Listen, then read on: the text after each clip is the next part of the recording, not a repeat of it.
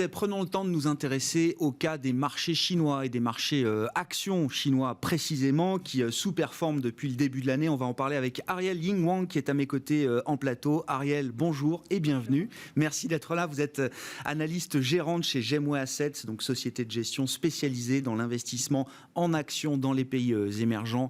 La Chine, l'Asie étant évidemment un univers d'investissement très important pour vous. La big picture chinoise aujourd'hui, là, si on prend l'aspect sanitaire, l'aspect économique, comment est-ce que vous l'évaluez, Ariel, puisque le marché, dans toute son émotion, s'inquiète visiblement de la croissance mondiale dans son ensemble, hein. On peut parler des États-Unis, de l'Europe, mais on a des inquiétudes aussi qui apparaissent régulièrement sur le rythme d'activité en Chine aujourd'hui. Comment est-ce que vous évaluez cette situation macro-sanitaire, on va dire, côté chinois ? Alors, en Chine, effectivement, quelques villes chinoises ont été également touchées par le variant Delta, en fait, au mois de juin. C'est quelques villes dans la province de Guangdong, dans le sud de Chine. Aujourd'hui, cette situation semble bien maîtrisée. La stratégie de tolérance zéro semble bien fonctionner.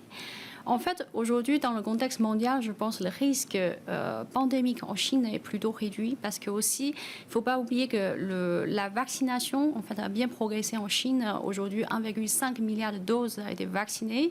Et d'ailleurs, d'ici fin d'année, 80% de la population devrait être vaccinée. Donc, du coup, grâce à une normalisation de la situation sanitaire, il y a aussi une normalisation économique qui est en cours, qui a déjà commencé en fin 2020.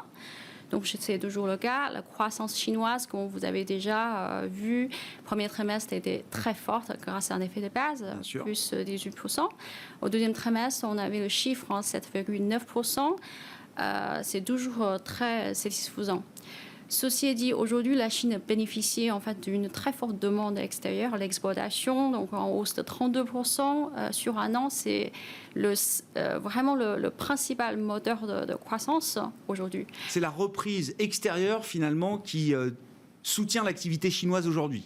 C'est le plan de relance américain, européen qui sont en train de relancer l'économie chinoise aujourd'hui. En fait. L'inverse de 2008. Hein. 2008, c'est la Chine qui relançait l'activité mondiale avec un plan de relance massif. Aujourd'hui, elle profite des plans de relance européens et américains pour son économie. Tout à fait. Donc, d'ici fin d'année, comme l'économie chinoise va continuer à normaliser, l'effet de base va être moins favorable. Donc, du coup, la croissance devrait être moins forte. Cependant, pour l'ensemble de l'année 2021, on devrait quand même attendre 8,5% de croissance, bien supérieure à l'objectif gouvernemental qui s'est fixé à 6% plus. C'est toujours compliqué, effectivement, d'évaluer précisément le rythme d'activité en Chine. Il y a des signaux intéressants à suivre peut-être du côté de la Banque centrale chinoise. D'accord, la Chine, l'activité chinoise se normalise. On voit néanmoins que la Banque centrale chinoise est un peu plus proche peut-être d'une politique monétaire moins restrictive, plus souple. Il y a déjà eu une mesure qui est entrée en vigueur mi-juillet, je crois, pour assouplir les ratios de réserve obligatoire des banques. Est-ce qu'il y a un signal à retirer justement quand même de cette mesure de politique monétaire ? Et est-ce que cette mesure-là en appelle d'autres demain ? Est-ce qu'il y a un soutien monétaire à attendre aujourd'hui en Chine ? Alors, effectivement, la Banque centrale a baissé le taux de réserve obligatoire pour le secteur bancaire de 12,5% à 12% il y a une semaine, enfin le 15 juillet. Et c'était une grande surprise pour le marché. Pourquoi ? Parce que contrairement à d'autres grandes économies, la Chine a adopté en fait un resserrement monétaire depuis fin de l'année dernière. Pour vous illustrer un peu le contexte, l'année dernière, pour financer 2,3% de croissance, la croissance de crédit était de 13,3%. Or, cette année, pour financer 8,5% de croissance économique, la croissance de crédit sera seulement de 11,5%. Donc, du coup, la baisse de taux de réserve, il y a une semaine, c'était vraiment une surprise. Or, je pense qu'on ne pourrait pas attendre beaucoup de souplesse cette année. Pourquoi ? D'une part, l'économie chinoise se porte bien aujourd'hui. Et aussi, je pense qu'il y a aussi cette conscience de risque à long terme, parce que l'économie chinoise aujourd'hui est beaucoup plus endettée par rapport à il y a quelques années. D'ailleurs, les officiers de banque centrale continuent à maintenir un ton très restrictif. Et on a constaté aussi, il y a 3 jours, ils ont décidé de ne pas baisser le taux préférentiel de prêt. Donc ça confirme une approche très prudente. Oui, c'est ça. Quelque chose de très fin. Au-delà de quelques ajustements, vous dites, mais ça restera marginal. Ce n'est pas une vague d'assouplissement monétaire qu'il faut attendre en Chine pour cette année. Venons-en au marché et au marché action chinois. On va parler bien sûr de la pression réglementaire autour des grandes valeurs technologiques chinoises, mais un mot quand même d'ensemble là aussi. Alors l'année 2020 a été une année très positive pour les marchés chinois. Depuis le début de l'année, les actions chinoises sous-performent. Comment vous expliquez justement cette sous-performance des marchés chinois par rapport au marché européen, par rapport au marché américain ? Alors, pour rappeler le contexte, l'année dernière, comme vous avez dit, la performance était exceptionnelle pour le marché chinois parce que le marché A, le marché domestique, et aussi MSCI China, qui est aux États-Unis, ont affiché 27% de performance, plus 7% de monnaie yuan par rapport au dollar, donc c'était vraiment exceptionnel. Cette année, il y a plusieurs éléments en fait, qui ont affecté la performance de bourse chinoise. D'abord, c'est le contexte monétaire, comme je viens de décrire. En fait, moins de liquidités, bien sûr, ne favorise pas la valorisation du marché de manière générale. Et ensuite, il y a aussi cette pression de marge pour les entreprises, parce que nous avons constaté, à cause d'une forte hausse de coûts de matières premières, donc du coup, il y a une très forte hausse de prix de production industrielle. L'indice PPI a atteint 8,8% au mois de juin.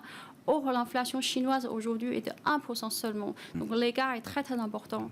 Nombreuses entreprises ont du mal à répercuter le hausse de prix. Donc, du coup, ça affecte le marge. Après, en dernier, comme vous avez déjà cité tout à l'heure, il y a aussi l'impact réglementaire. En fait, ça, c'est de manière assez ciblée. Certains secteurs sont touchés, en fait, à cause de cet impact. C'est surtout immobilier, l'éducation, Internet et e-commerce. En fait, aujourd'hui, ces jours d'impact est plus contraignant pour MSCI China parce que 50% de titres MSCI China sont dans ces secteurs-là.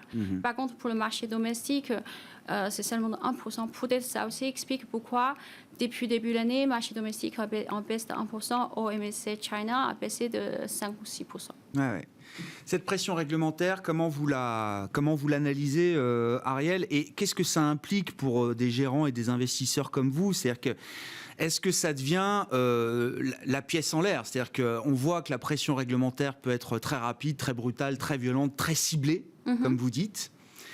Est-ce que ça amène à, je ne sais pas, appliquer des primes de risque structurelles sur les secteurs que vous avez cités, alors de l'immobilier, de l'éducation, de l'Internet ?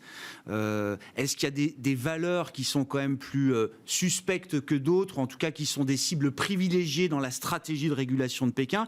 Comment vous analysez cet environnement qui s'est quand même fortement durci là, sur les derniers mois et les derniers trimestres ? Tout à fait. Je pense d'une manière générale, en fait, c'est pas quelque chose de nouveau en Chine. C'est déjà arrivé dans le passé. Cette fois-ci, l'impact réglementaire a vraiment durci depuis novembre 2020, donc suite à l'introduction ou la tentative de l'introduction en bourse de Ant Financial. Donc depuis, il y avait l'introduction de loi antitrust en novembre 2020 et l'ensemble de l'environnement réglementaire reste très compliqué. Alors, d'une manière générale, je pense que le but du gouvernement, ce n'est pas de tuer ces secteurs, parce qu'il ne faut pas oublier que ce soit Internet, éducation, e-commerce, tous ces secteurs font partie de nouvelle économie chinoise. En fait, l'économie chinoise est trop dépendante de ce secteur. Ceci dit, pendant de nombreuses années, les grandes entreprises ont profiter en fait des soutiens gouvernementaux et aussi en l'absence de recommandations. Donc du coup, la croissance était très très importante. Aujourd'hui, je pense qu'il y a aussi une volonté de rattraper ces erreurs de passé, si je peux me permettre de dire. Donc du coup, c'est d'être plus en ligne par rapport aux autres pays. Donc ça, c'est la première chose.